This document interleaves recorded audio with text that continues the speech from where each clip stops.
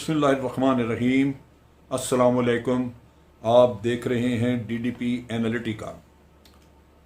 भारत में army commander, air force और navy वगैरह के कमांडर्स बैठ के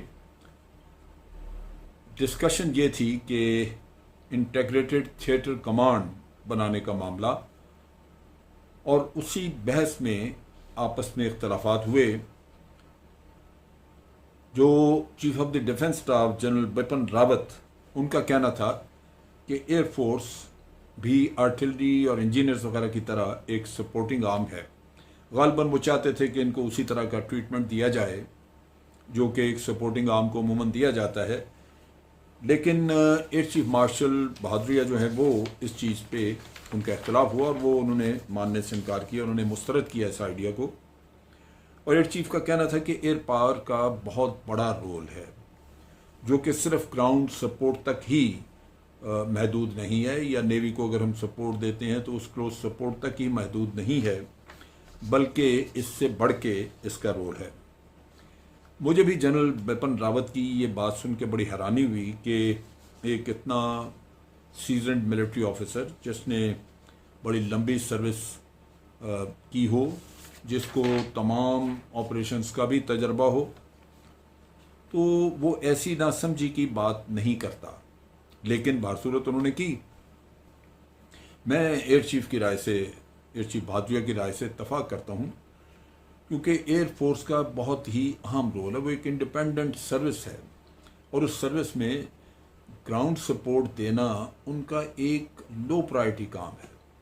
उनके जो हाई प्रायोरिटी काम हैं या हाई प्रायोरिटी ऑपरेशनल ड्यूटीज़ जो हैं उनकी, उनमें उनकी स्ट्रेटेजिक सुपीरियरिटी लेना, वो स्ट्रेटेजिक टारगेट्स इंगेज करते हैं दूर जाके, जो कि नेशनल लेवल पे उसका इफेक्ट आता है।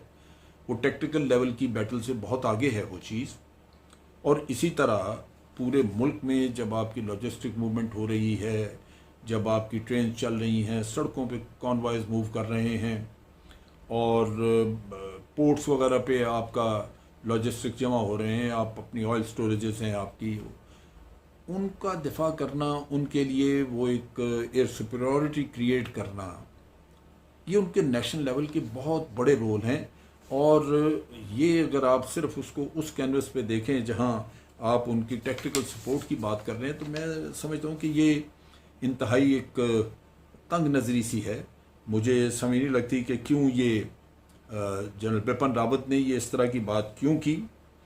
वो हकीकतन तो इस बहस से यूं ही लगता है कि बावजूद बेपनाह तजर्बा होने के नासमझी की एक इंतहा है। ये लाहासिल बहस और फिर उसमें भी एक गलत नुक्ते के ऊपर अटके रहना, ये गलत है और मुनासिब नहीं है। लेकिन बासूरत हमने ये चीज़ देखी। इसका कोई फ़ायदा नहीं कि आप ज़बरदस्ती एयरफोर्स को एक सपोर्टिंग आर्म के तौर पे गर्दानें। अब इससे पहले ये सवाल चूँकि आर्मी में कभी नहीं उठा, तो ये ठीक है, chief of the defence staff तो हम पहली दफ़ा देख रहे हैं, लेकिन ये इससे पहले COS थे, तो बेशुमार COS के, बड़े बड़े सेलिब्रेटेड COS हमारे भी, इनके भी। लेकिन इस तरह की बात कभी किसी ने नहीं की। चुनाचे ये बात करने वाले की लाजमन सोच और अहलियत के ऊपर एक शुबा पड़ता है। जनरल बिपिन रावत जब COS बने थे, भारतीय आर्मी के चीफ बने थे, उस ज़माने में ही उनके ऊपर उंगलियां उठी, क्योंकि गालिबन उनकी अपॉइंटमेंट के ऊपर बहुत सारे लोगों को शक था कि ये मेरिट पे नहीं हुई। मेरिट पे अपॉइंटमेंट होती है तो यूजुअली आर्मी में भी और बाहर भी उसका खैर मकदम होता है, और जनरल्स की अपनी एक रेपुटेशन होती है जिसकी बुनियाद पे लोग मेरिट का जब देखते हैं कि उस पे मेरिट पे प्रमोशंस की गई हैं तो लोग खुश होते हैं और फिर वो डिलीवर भी करते हैं। एक्चुअली जो सूरत हाल बताई जाती है वो ये है कि जनरल बिपिन रावत दर हकीकत अजीत डोवल और मोदी के सियासी नेक्सस का एक हिस्सा है, एक बहुत बड़ा कंपोनेंट है उनका। और मोदी का दूसरा इलेक्शन जितवाने में इनकी काफ़ी खिदमात हैं, और जो खिदमात हैं वो बहुत सारे लोगों को पता है, लेकिन गालिबन वो चूँकि एक साजिश के तौर पे तैयार की जाती हैं, तो उसका आम आदमी को अंदाज़ा नहीं होता। जब इनको chief of the army staff बनाया गया तो उस वक्त जो शिकायत या बातचीत चली, उंगलियाँ उठी, उसमें यह था कि ये इतने अहल नहीं हैं जितने के और ऑफिसर्स थे, लेकिन चूंकि ये अजीत डोवल के बहुत करीब हैं, उनके इलाके के रहने वाले उसी ज़िले के हैं, वहाँ गालिबन कोई आपस में ताल्लुक़ भी होगा, तो ये वजह गालिबन बनी इस बात की कि मोदी साहब को यकीन दहानी कराई गई कि ये आदमी हमारे एतमाद का है, सो जिस तरह चाहेंगे उसको चला लेंगे, और जो हमें सपोर्ट की ज़रूरत होगी, जो हमने कंस्पिरेसी थ्योरीज बनानी होंगी, उसमें ये हमारी पूरी तरह मदद करेंगे। लिहाजा प्रमोशन हो गई, और प्रमोशन के बाद फिर आपको याद होगा कि गोडी मीडिया ने बहुत सारा इनका कश्मीर में जो इनकी पोस्टिंग रही उसके बारे में बड़ा चर्चा किया कि वहाँ बहुत परफॉर्मेंस थी, लेकिन बेशुमार ऑफिसर जो कि इनके साथ सर्विस कर चुके हैं या इनकी कमांड में रह चुके हैं कश्मीर में ही, वो उस कश्मीर के उस हिस्से पे जिस पे कि भारत का एक गैर कानूनी कब्ज़ा है, उसकी कमांड के बारे में लोग बहुत ज़्यादा शकूक व शुबहात का इजहार करते हैं कि ये कोई बहुत इफ़ेक्टिव कमांड नहीं थी, ये गुजारा था। सो बज़ाहिर ये लगता है कि जनरल रावत ने अपने सियासी मकासद और ख्वाहिशात, और जहाँ तक ख्वाहिशात को एक तरफ से पूरा करने के लिए एक खुशामद का रास्ता इख्तियार किया और अजीत डोवल के साथ अपने ताल्लुक़ को उसने एक्सप्लॉयट किया। इसी तरह जब ये एयर चीफ के साथ इनकी मुखासमत देखी तो वो लगता यही है कि इनकी कोई आपस में ज़ाती दुश्मनी मौजूद है, जिसकी वजह से उन्होंने इस तरह की एक अजीब सी बात करके तो एयर चीफ मार्शल बहादुरिया की तजलील करने की कोशिश की, और लाजमी बात है कि फिर रिएक्शन आया, और उस रिएक्शन की वजह से पूरी दुनिया ने देखा कि ये क्या बात हो रही है और क्या नासमझी की बातें हो रही हैं। खुशामद जो पहले नहीं थी, लेकिन अब चूँकि आर्मी में और इधर पॉलिटिकल सर्कल्स में ये काम चलना शुरू हुआ, तो एक समझदार आदमी की तरह जनरल बिपिन रावत ने गालिबन इस खुशामद की सीढ़ी को इस्तेमाल किया और फिर आखिरी सिरे तक पहुँचे। और मोदी के लिए जनरल रावत और जनरल रावत के लिए मोदी, ये दोनों बहुत अहम है एक दूसरे के लिए, इनको जुदा करना मुश्किल है। ये एक दूसरे के राजदान हैं, चुनाचे हो सकता है एयर चीफ मार्शल बहादुरिया को कोई कीमत अदा करनी पड़ जाए, क्योंकि बिपिन रावत साहब को तो हाथ लगाना मुश्किल है। जो कुछ लद्दाख में हुआ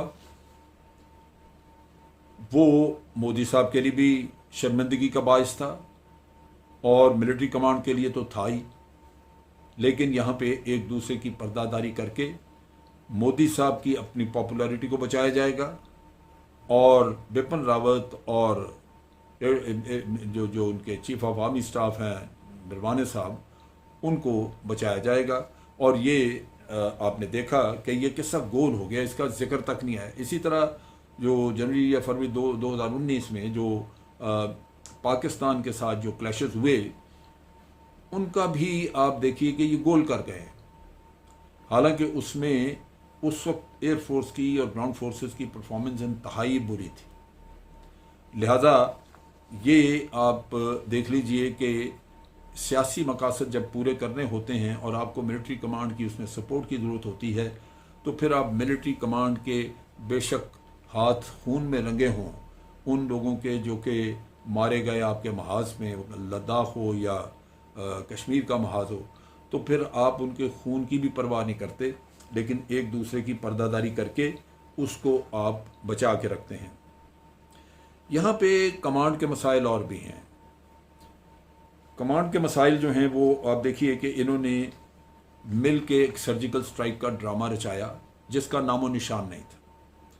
वो भारतीय कब्ज़े में, जो गैर कानूनी कब्ज़े में कश्मीर है, उसके किसी हिस्से में एक वीडियो सी बना के तो वो पता नहीं 6 महीने बाद चलाई, लेकिन ये भी एक दूसरे की पर्दादारी थी, क्योंकि मोदी साहब ने उड़ी के वाक़े के बाद बहुत ज़्यादा नाराबाजी की थी कि अब छोड़ेंगे नहीं, ये करेंगे वो करेंगे।